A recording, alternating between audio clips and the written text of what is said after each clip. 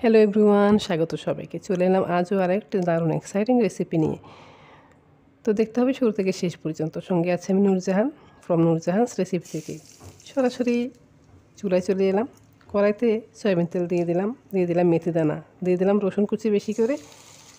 এখন দিয়ে দিলাম সেই শাকটা, দিয়ে দিলাম পরিমাণ মতো লবণ। বেশি কিন্তু দেওয়া যাবে না, পরিমাণ মতোই দিতে হবে। আর দিয়ে দিলাম ফালি করে কাঁচামরিচ। ফালি করে কাঁচামরিচটা দিলে আসলে কাঁচামরিচের ফ্লেভারটা শাকের সাথে মিশবে ভালো, খেতে ভালো লাগবে। আর মেথি দানার কথা কি বলবো, মেথি দানা যে কোনো তরকারির সাথে অসাধারণ। মেথি দানার ফ্লেভারটা স্বাদ বহুগুণে বাড়িয়ে দেয়।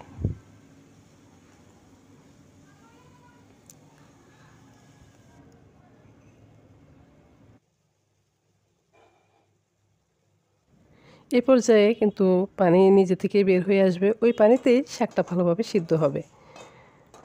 তো চুলার আঁচটা কিন্তু কমে থাকবে। এখন একটু বাড়িয়ে দিয়েছি যাতে পানিটা তাড়াতাড়ি শুকিয়ে যায়। তো এটা শুকাতে কিছুটা সময় লাগবে। শাকে কখনো ঢাকনা দেবে না, ঢাকনা দিলে আসলে শাকের যেই রঙটা সেটা নষ্ট হয়ে যায়।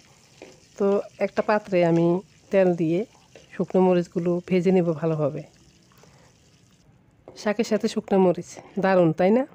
আমার তো বেশ লাগে। আপনাদের কেমন লাগে অবশ্যই কমেন্ট করে জানাবেন। এ তো রেডি হয়ে গেল আমার শাক ভাজি সঙ্গে তেলে ভাজা শুকনো মরিচ। কেমন লাগলো অবশ্যই কমেন্ট করে জানাবেন। ভালো লাগলে লাইক, শেয়ার, সাবস্ক্রাইব করতে ভুলবেন না যেন। আর শাকটা ছিল মূলার শাক।